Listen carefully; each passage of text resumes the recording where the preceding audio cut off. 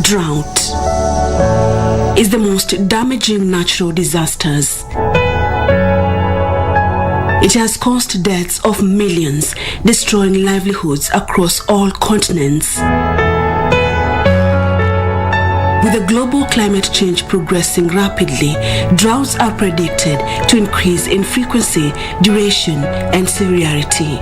In September this year, President Uhuru Kenyatta declared drought a national disaster, the declaration coming just a month after the National Disaster Management Authority, NDMA, said that an estimated 2.1 million people were facing acute food shortage and would be in need of urgent assistance in the coming months.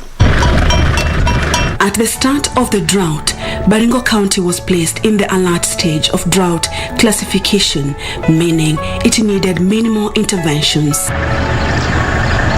However, as the drought escalated, the county slid into the alarm stage, needing urgent assistance.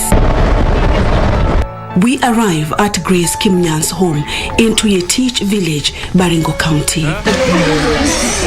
She's getting ready to start her day.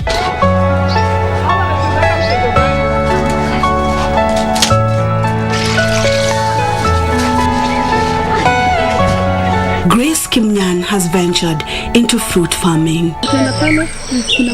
The traditional maize and bean farming is seriously affected by the ongoing drought. Tulikuwa tunaenda kuomba watu kama huko mlimani akiiva mahindi ama ukienda huko mahali naelekea Kabaranet, shida mingi ya njaa sana. Her new approach to farming is advised by lessons on the art of integrating crops with trees, courtesy of the World Vision Kenya. If you're in this place, first of all, you realize the microclimate is just different because of the presence of the trees.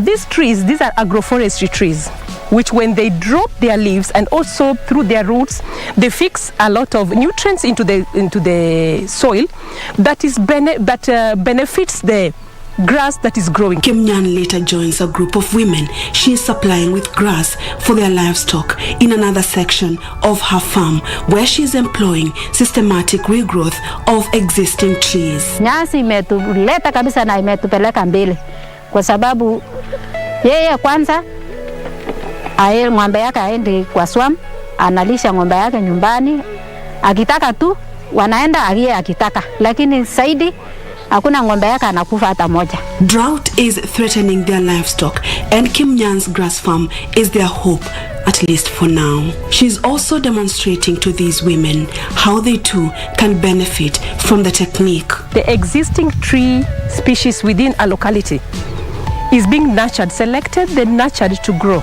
This takes the process of also pruning them and creating space around them so that the trees grow in their own natural environment, and at the end of the day, the communities are able to use those trees for their own use. After cutting the grass, it is left to dry for use as fodder.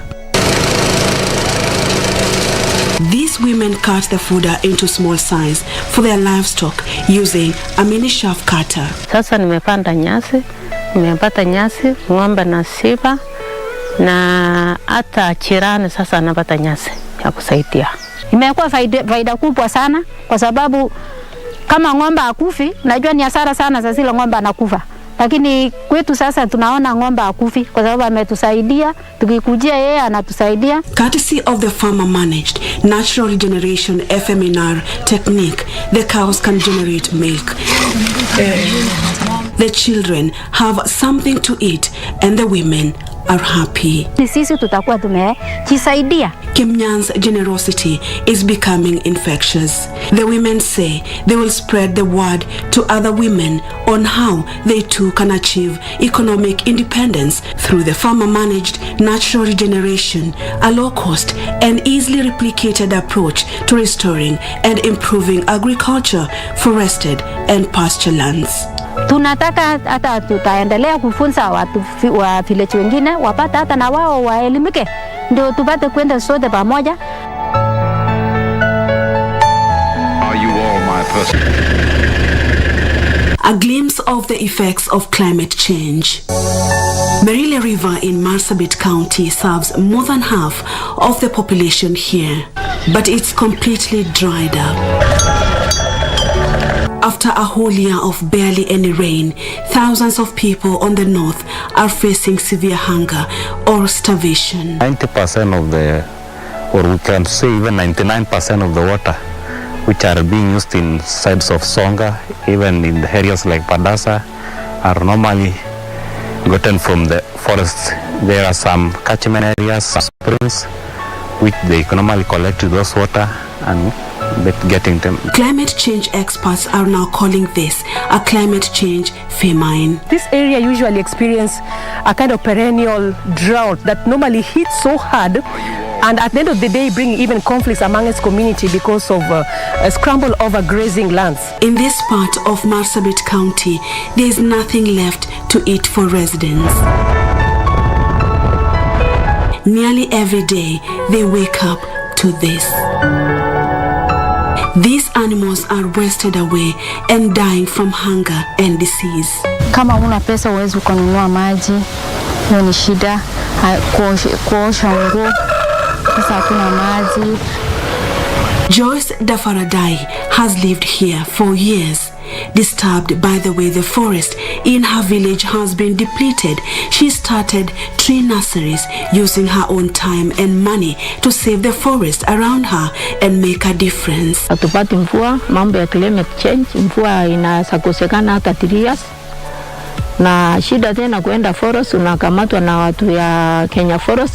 In 2006, she introduced a group of women into the practice. Tukaona sio vema, sisi tuko na mikono, tuko na akili, tuko na ujuzi, tuko na maji, tuko na ardhi. Tukasema wacha sisi badala tunaenda kununua huko mbali, ambayo tunatumia hata transport kuenda kutafuta miche kwa mbali, wacha sisi tujianzidishe yetu. Niliweza kuchangisha pesa kila mama shilingi 20, tukanunua miche 500 seedling. Tukaweza mimi nikapanda 50, nimejinunulia 50 nikapanda kwa plot yangu, na shule tukapandia pia. The Faraday and her group would later voluntarily start helping the Kenya Forest Service take care of the Marsabit forest through rehabilitation by introducing indigenous trees. This forest is a critical water catchment area for the Marsabit community, and its restoration brings hope to the already arid and drought-stricken area. Apart from just doing farmer-managed natural regeneration within the forest, they also practice it back at home, and at the same time also doing tree planting. They have their own tree nurseries. They do free fruit tree planting, which of course contribute to nutrition to their families. These women have become grassroots leaders in Marsabit County. They have come together to show not only how they have been affected by drought, but also what they are doing for long-term solution. Sisi kama wamama tunaweza kujisaidia. Hatuwezi kukaa na umaskini. Tunajua venye tunaweza kujitafutia pesa. This is Chorora Women Group, brought together by fate. With worsening drought, competition for water and grazing is growing, stoking rivalry and theft among herders.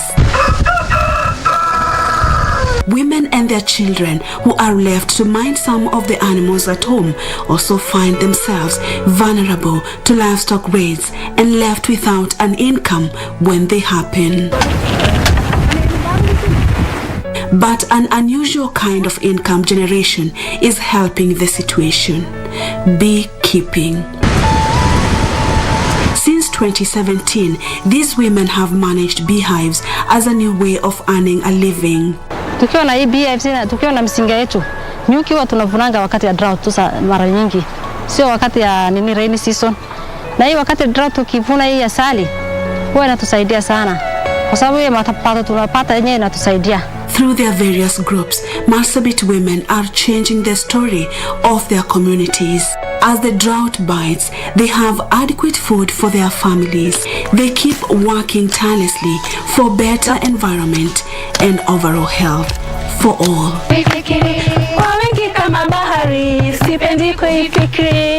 Now always say, if you want something done, then ask a woman. These women have done more than they have been asked.